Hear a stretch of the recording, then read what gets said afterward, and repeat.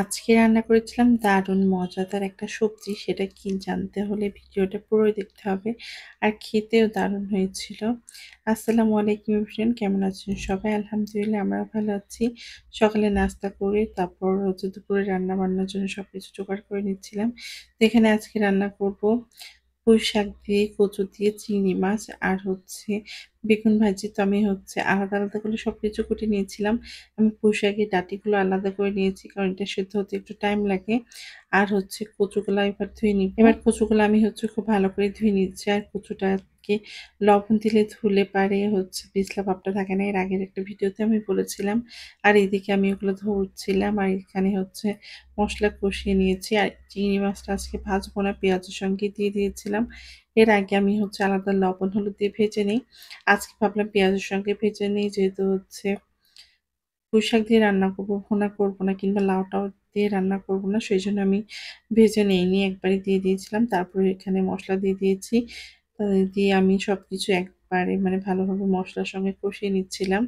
তো মসলাটা হচ্ছে প্রায় কষানো হয়ে গেলে আমি এর ভিতরে দিয়ে দিব কচু। তো কচুটা একটু সেদ্ধ হতে টাইম লাগবে, সেইজন্য আমি কচুটা আগে দিয়েছিলাম।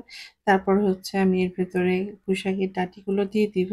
তো কচু দিয়ে আমি নাড়াচাড়া করে কিছুটা ঢাকা দিয়ে রাখবো যাতে হচ্ছে হালকা সেদ্ধ হয়ে যায়। ভাপ দিয়ে নিলেও হতো, কিন্তু ভাপ দিয়ে নিলে আবার হচ্ছে একটু ঝামেলা হয়ে যাবে ভাপ দিতে গেলে। তো ভাবলাম হচ্ছে একবারে সবকিছু করে নিই।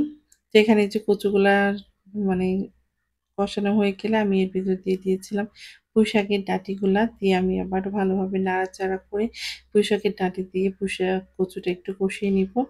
তারপরে হচ্ছে আমি এর ভিতরে পাতাগুলো এড করব। তো এটা আমি একটু পানি দিয়ে কষিয়ে নিচ্ছিলাম, এই যে এরকম হয়ে গিয়েছে। মানে দেখে মনে হচ্ছিল এটাই খাওয়া যাবে, কিন্তু পাতাগুলো তো দিয়ে রান্না করব। তো এভাবে কিছুক্ষণ রান্না করে নিয়ে আমি এবার পাতাগুলো দিয়ে দিব এর ভিতরে। তো খুব ভালো করে নাড়াচাড়া করে এবার আমি হচ্ছে এখানে পুঁইশাকের পাতাগুলো দিয়ে দিচ্ছি। আর এভাবে কচু, পুঁইশাক, চিংড়ি মাছ দিয়ে রান্না করলে খেতে অনেক মজা হয়।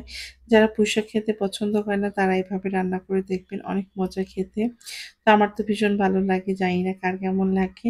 তো আপনাদের ভাইয়াও এভাবে হচ্ছে রান্না করলে খেতে পছন্দ করে। তো আজকে ভাবছি তাসফিয়াকেও হচ্ছে এটা খাওয়াবো। তো জানি না সে খাবে কিনা, তো হচ্ছে ট্রাই করব। তো এখানে যে পুঁইশাক দিয়ে কচু রান্নাটা প্রায় হয়ে এসছে।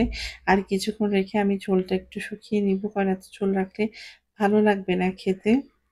তো আমি আবারও বেশ কিছুক্ষণ নাড়াচাড়া করে ঢাকা দিয়ে রান্না করে নিব। তো এই যে আমার কচু দিয়ে পুঁইশাক রান্না শেষ, এবার খাওয়ার পালা। তো আমি সবকিছু গুছিয়ে নিয়েছি, এবার খাবো। তো আজকের ভিডিওটা কেমন হয়েছে সবাই কমেন্ট